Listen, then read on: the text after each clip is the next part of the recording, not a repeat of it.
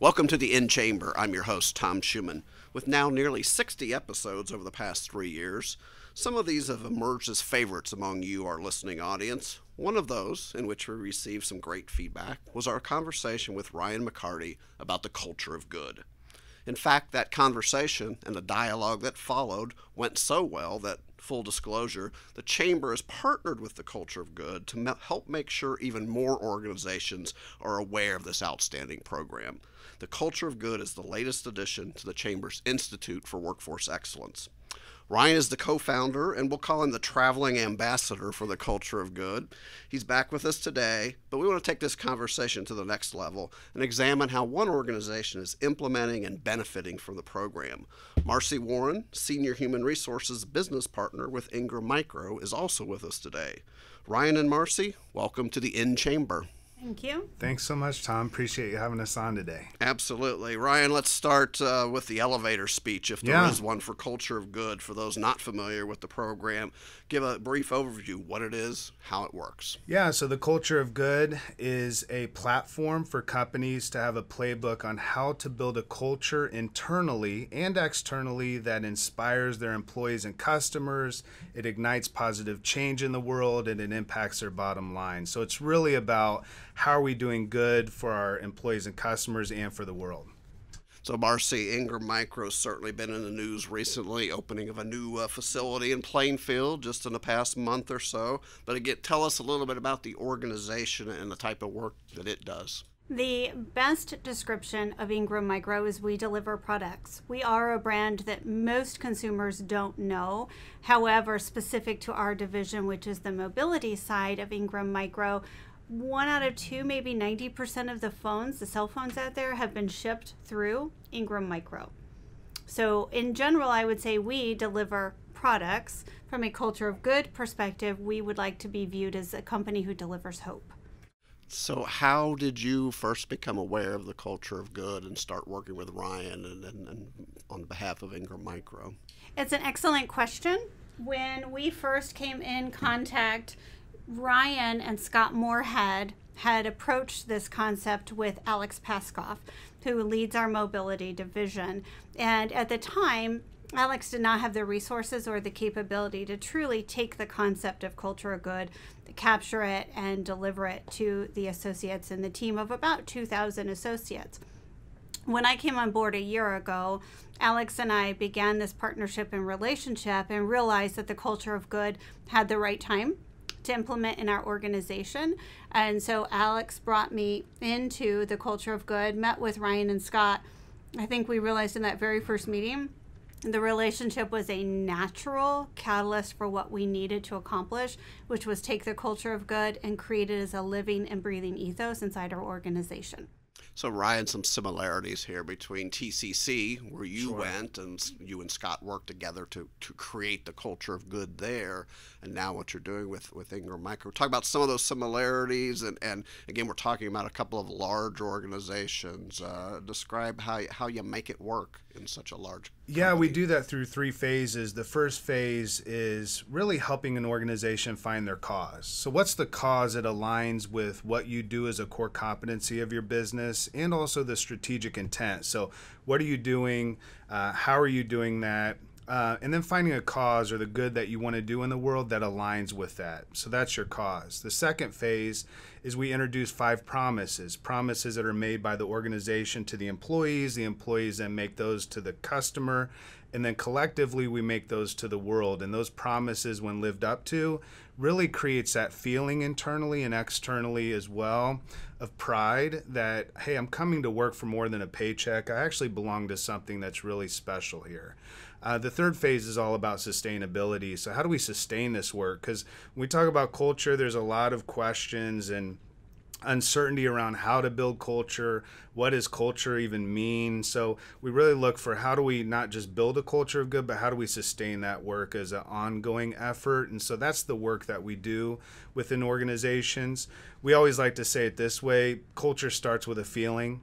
So we want to right away start with a feeling. So we really kick it off with a big good event where everyone collectively is doing good together.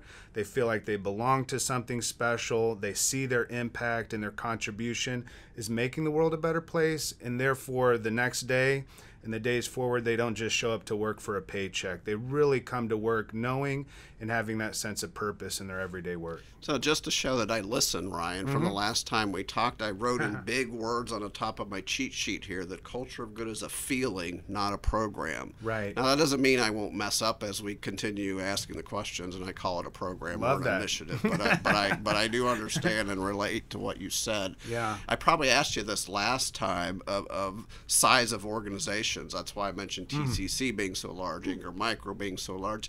Common sense to me indicates it would be more difficult to do this in a larger organization, but is that not the case? I think every instance is different. The only obstacle we run into, and Marcie can speak to this as well, she's worked for several different organizations. When you're talking about culture and doing any type of initiative, the biggest obstacle or opportunity would be leadership buy-in.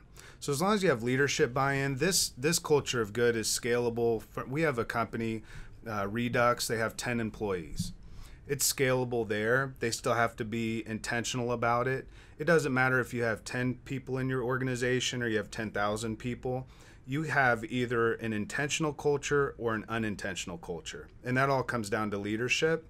And once leaders are bought into, we want to build this type of culture within our business, it has to remain a steady focus, ongoing. But once you have that, fully scalable in any size organization. It just so happens the first two organizations that we work with are pretty large, and we've learned a lot from that. But we have worked with other organizations, like I said, that have 10 employees. And again, it's simple enough that it's scalable.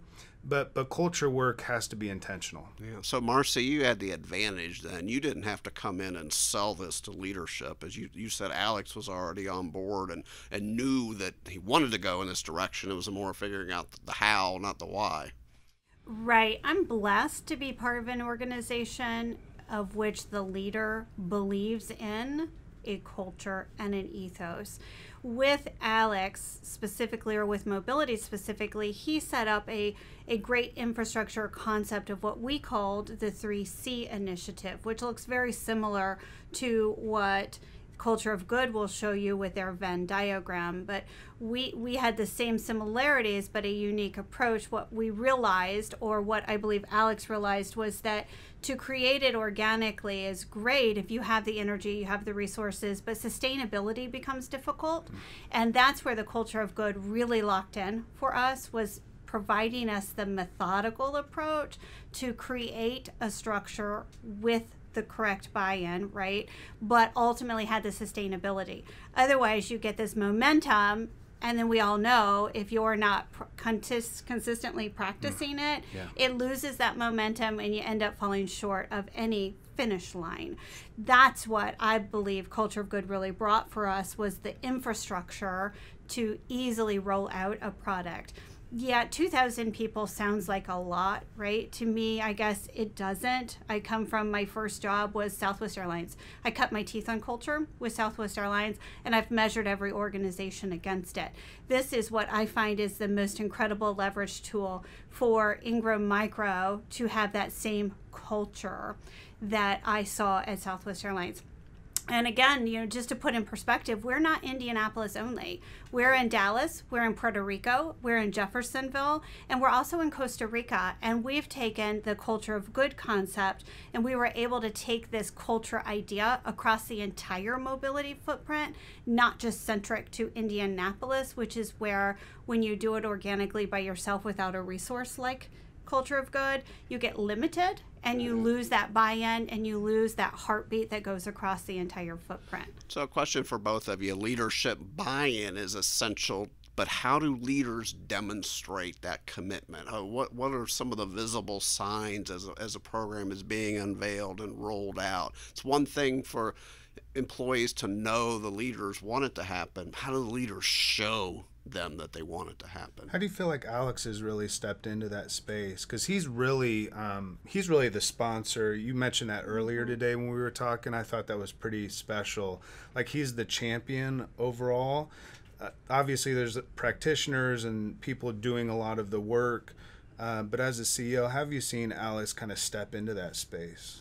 Well, Alex is so authentic. Yeah. And when you talk about bringing energy, he brings quiet energy. Mm-hmm. He brings consistent quiet energy. But he has encouraged everyone to be better. And he encourages people to step out, whether it's our Big Good initiative, which happens to be Make-A-Wish, or it's an Our Good initiative, which is local or team-based, or it's our own personal good. Alex encourages and supports that. When I think about, I'm actually a teacher by trade, and I student taught high school English. Scary concept. And my kind of sponsor teacher said, look, you can make anyone want to do something just by the energy and enthusiasm you bring to it. It's contagious, and that's what Alex brings. And then by the partnership of we find the right stakeholders of peer groups within our organization to be that salt to it, that's what brings the further energy, right? It's not just one person doing it or desiring to be it. It's finding the other salters who enjoy it. And when they have the right infrastructure, which Culture of Good provides, it just creates that mechanism that allows us to do more and be more. Yeah. And I always like to say that leaders, you can't lead a culture that you don't first live. And in order for your team or your people to embrace a culture, you have to first embody it. It's exactly what you said. How does a leader embody it? They have to be the voice. And really they have to be the face somewhat of the culture, right? Because if it's going to be something that is just an initiative or a program, that's going to be something that's going to gain a lot of momentum, and then over time it'll just fizzle out, as Marcie was saying earlier. But if we want this to be sustainable work, it has to be something that is really kind of top-down, bottom-up approach. It has to be everyone collectively feeling that they're a part of something bigger than themselves.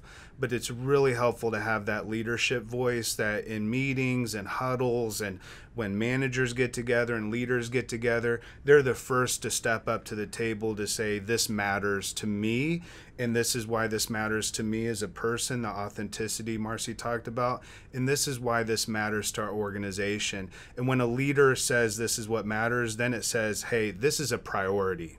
And once it takes priority, then the teams are able to get behind it and support it. But if it's just kind of, on the back burner or secondary to the overall strategic intent of the company, then that's where you lose that momentum.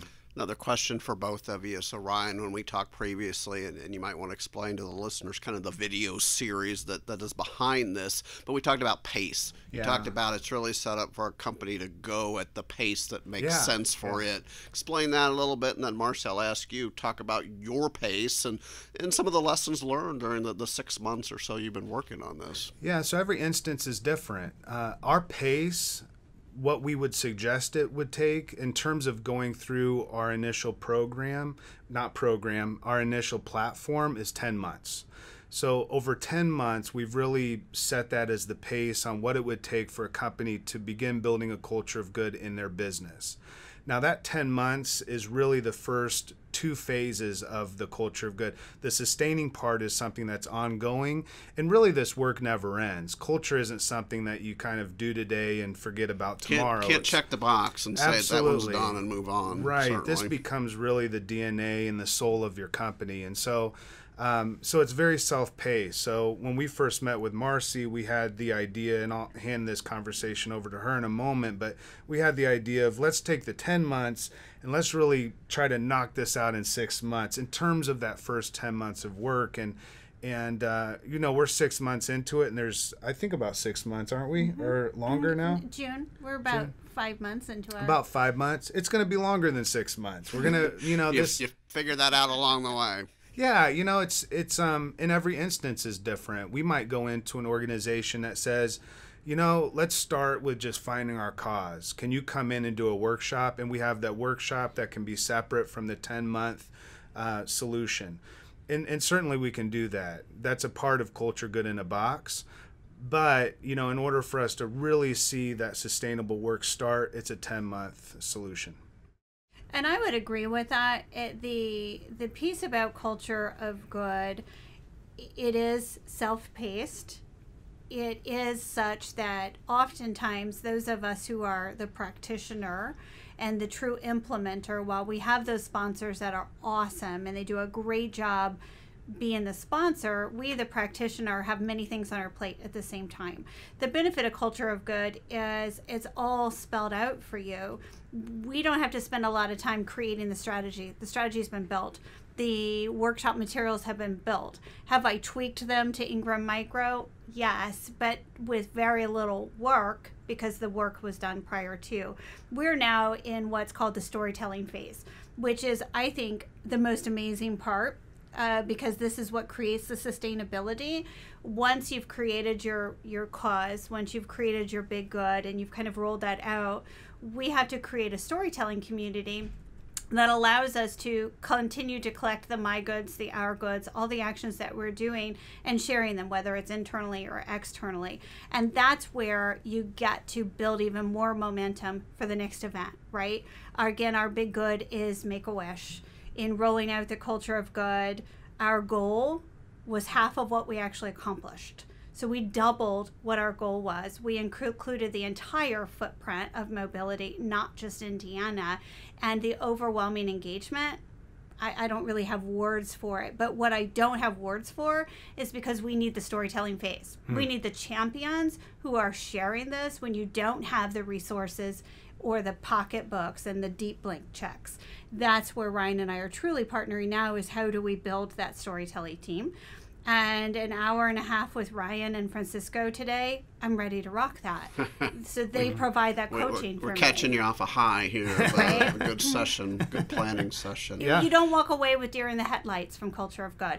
You walk away feeling confident of what you can accomplish. So for people listening to this, as they learn more, or they might make it, wow, that sounds great. What do I need to be careful of? What do I need to be cautious about? Is there anything what you've learned in this 5 months so far that, again, is either a caution point, something to be aware of, or, wow, it works so well because of X? Wow, it works so well because people want to be tied to something bigger than themselves. And they want to go to work for a company that is tied to something bigger than itself. And when you align the two, people are excited to participate. They're excited to come to work. And we all know that if you're not happy coming to work, you're disengaged. And when you're disengaged, you're less likely to do good tied to the company. So we bring it all together, and it becomes a living ethos of being bigger than ourselves and bigger than the company. So if I were to say, what would I caution you against? Going too slow. Get the momentum, get the champions. Don't make yourself the ninja. I'm not the ninja champion here, right? It takes a team, and we've got to make a team of ninjas. And that's how you salt, and that's how you get the sustainability. And even that process itself is creating that team is what this is all about, and building on that culture. Absolutely, and it's contagious, and then it becomes a best place to work. It becomes a recruitment tool. It becomes a retention tool, because oftentimes our career development can be limited inside of our own career paths, right? Not every company has the next job for you. But if I can provide you other options, whether it's participating through the storytelling team or the planning committees for our big good or our good, then we are offering you talent development tools that are bigger and better than just your functional position. Ryan, in our prior conversation, we talked about the culture of good and how it relates to corporate social responsibility. And you really made the point that they're two separate things. But explain that a little bit, and then Marcie will come to you, because I know Ingram Micro also has a CSR program about that relationship. But talk about it for the listeners, kind of the difference between what we're talking about here and how it's much more than just corporate social responsibility. Yeah, and I'm taking nothing away from CSR efforts within companies, because I do believe that business can be a great catalyst for good in the world. My question always comes back to, and why we built the culture of good, is answering an even larger question. How can we embed this within business so that it becomes a part of the everyday work of every employee? and how do we allow this to be a real cultural movement within the business so that it's not just kind of tacked onto the outside of the business, like we have products and services and, oh, by the way, here's the good that we do in the world. No, this is who we are. This is the soul of our company. This is how we encourage our employees to bring their soul to work every day. And so culture of good is very much about the internal culture of good, from peer to peer, employee to employee, employee to customer, and then customer back to employee, and then both to the community. So it's including all three areas of the business rather than just cause. So it's employee engagement, customer engagement, and really community engagement as well, and how collectively we can take three of those very much siloed efforts in many businesses, and how do we bring those into a collective one effort and take resources, because many people say, listen, we don't have the resources for CSR right now, or we don't have the bandwidth for employee engagement programs or customer engagement programs. We don't have people resource to really put toward those efforts. And we would say, let's take all three of those. And that's what the culture of good is unique in, is it takes all three of those areas and combines them as one effort so that we can take the collective work of everyone and bring this into a cultural movement that, as Marcie said, everyone can believe in and stand behind. And they love coming to work every day because of it. They love doing business with you because of it. And the community knows this is who they are, not just what they offer in terms of a product or service. So, Marcie, has this been complementary to CSR initiatives within your company? Talk about that relationship a little bit. I would say it's absolutely complementary, and I would say that our CSR initiatives would not be successful if we didn't drive this type of culture of good. And when I think about, the company has 6 tenets, and yet the culture of good has 5 promises. And what Ryan and I talk about is how the 5 promises allow us to have the measurables on how we're accomplishing in behaving through our tenets. And we're advocates of time, talent, treasure, not just treasure, right? A lot of companies come and they say, a lot of nonprofits say, we'd really like your money, and we give them money, but what does that mean to our associates when we give them money? So we're very focused on time, talent, treasure. School on Wheels is an incredible local organization that we do from an Our Good perspective with our women's group, and therefore, while we give money to School on Wheels, which is a great thing, I say everyone should give money to School on Wheels, I also say you should give talent and treasure. So we provide tutoring for these students who are facing homelessness, right? It's a very unfortunate place where we can provide support. Beyond that, we also are joining committees to be part of School on Wheels, to be understanding and dedicated to what their bigger picture is. So now, yes, we write a check. However, bigger than writing a check, we give our time. And when we give our time, we feel better. It ties back to what we've talked about, which is inspiring, and culture is a feeling.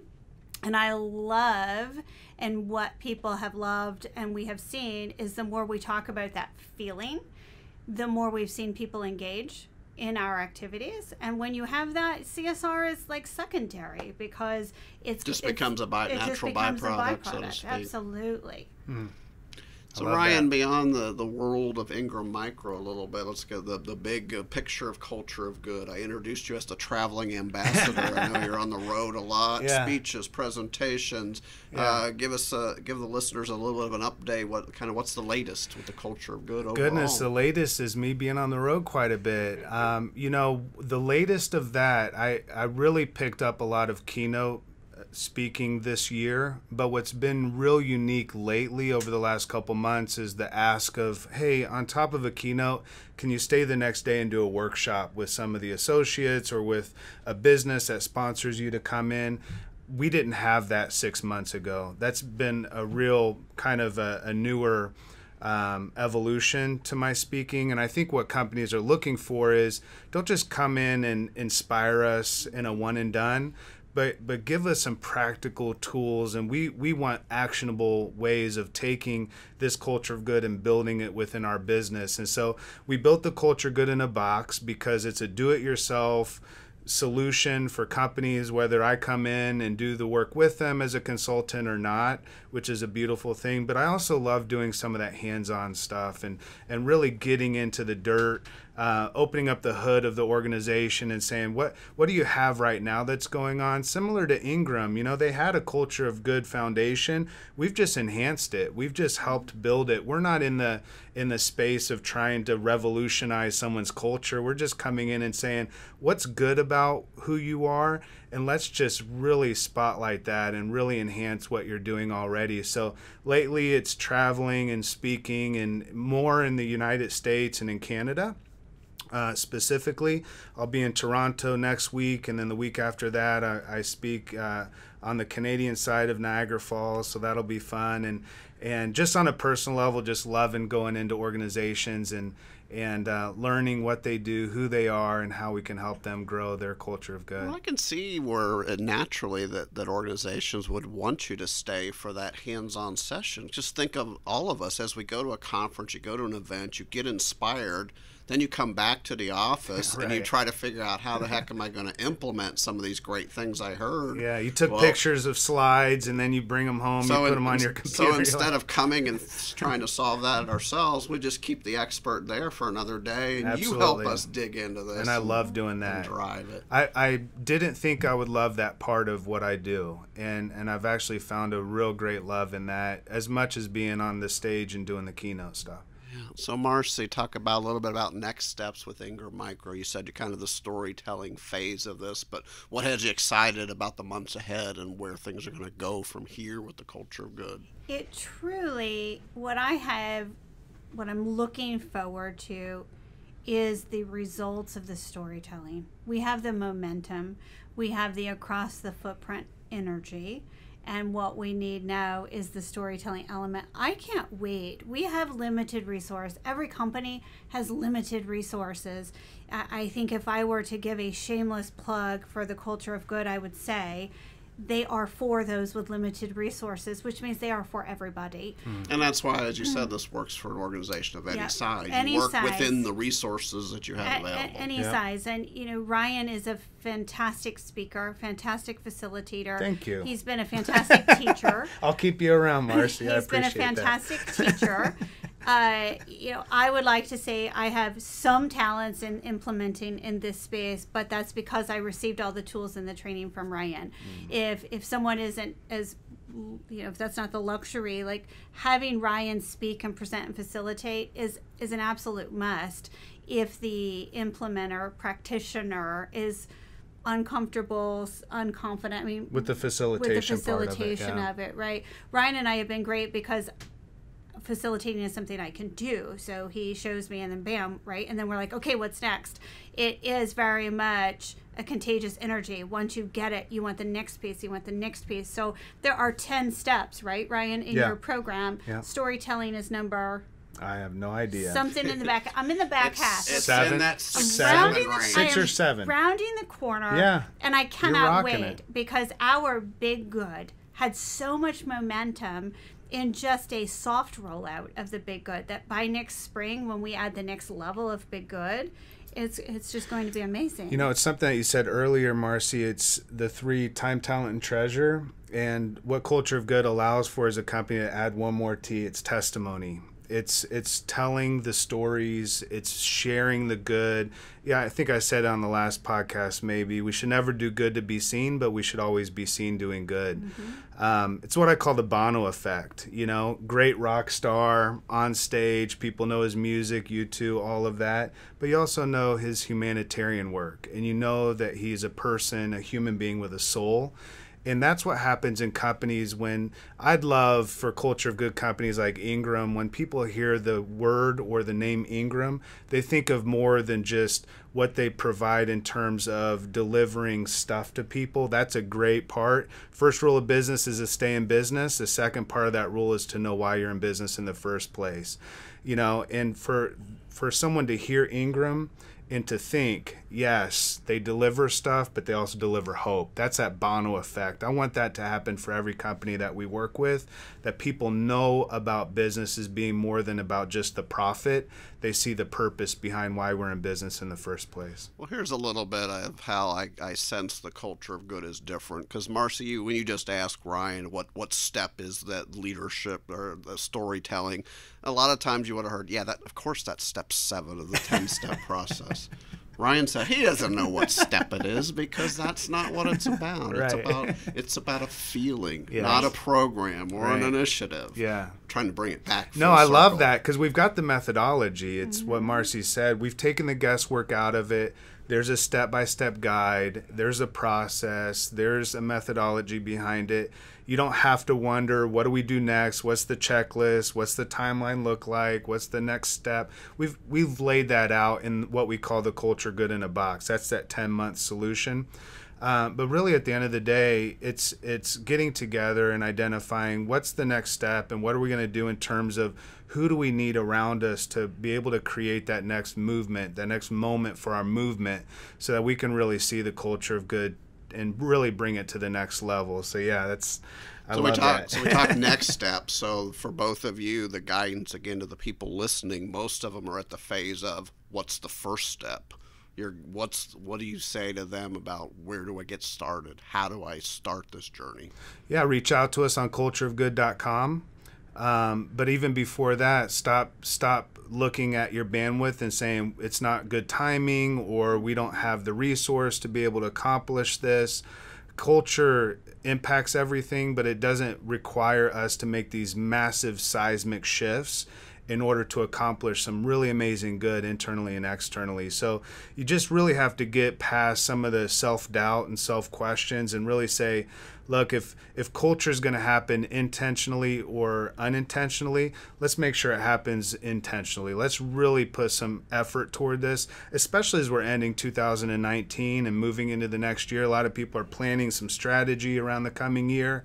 Include not culture. Not just the next year, but the next new decade. Absolutely. Right. You know, it's going to make a difference for recruiting and retention and retainment and really creating the culture internally has to be a part of your strategy moving forward. Somebody said at one point, culture eats strategy for breakfast, and I would say that we need to figure out how to get culture and strategy to eat breakfast together. It's not one or the other. Mm-hmm. Culture has to be a part of this process. We can no longer say culture is just something that happens if we can get to it. It's happening right now. And so getting in touch with us at culturegood.com is just you taking a step toward building an intentional good culture in your business. Marcie, how about you from the business perspective? Again, talking to fellow business leaders out there, HR, other professionals, what would be your one piece of it, guidance on where to start? Do it would be my number one. Do it. Just the Nike way. Nike way. Just do it. Truly, just do do it. Open the door and have the conversation. Ryan and I were talking. We said, most often the hardest part of selling an HR practitioner and one more HR product, and I'm using air quotes. I know it's a podcast, so they can't see me, but trust me, there's air but quotes. you explained it. So but it's open the conversation to see what culture of good can do, because they move the needle. They help you move the needle very quickly with limited resources. And again, the hardest thing is to get an HR person to say yes to one more product. But in this situation, I would say yes, because it has done nothing but elevate our division and what we can do. I'm very confident we are going to see an ROI in our customer base over the next year as a result of what we're putting in play. All right, I got one last question, and this goes even beyond the culture of good. It can certainly relate to it. Last time you were on, Ryan, the question that we asked everybody was what's some of the best advice you've ever received? But this is a new season, so a new question. Oh, great. So I get to ask Ryan first, because that lets Marcie think about it a little bit and gives her the advantage because you're going to get this question too.